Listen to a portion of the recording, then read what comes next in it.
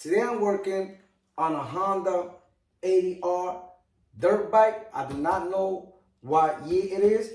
What I'm going to be doing today, I'm going to be replacing the spark plug. It only has one spark plug and it's right here in the front.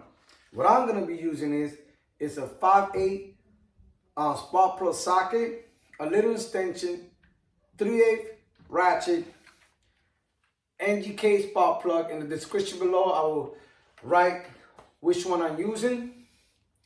Also, I'm going to be using some NICs, and the reason why I'm using this is to put in the spark plug for the next time I take it out, it'll be much easier. So let me get you close and show you how to replace the spark plug on this Honda dirt bike. So we have the spark plug right here, and all we have to do is just take it and put it up.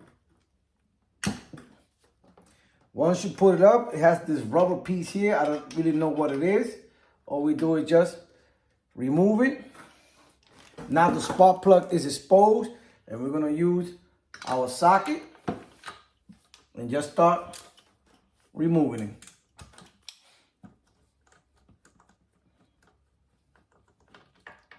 There we go. We remove it. We take our new one, put it right in the socket. This is a magnetic one. Like I said, I'm going to be using a little bit NICs, just a little bit. Put it by hand first.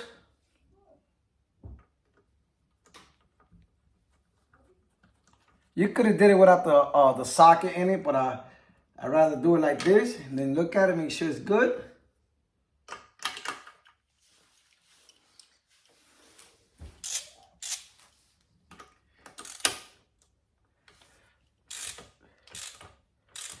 What you want to do is when you tighten it, once you feel it a little bit tight, you just want to go a little bit. Take the rubber piece that was there, put it in, take your wire, put it in there, make sure.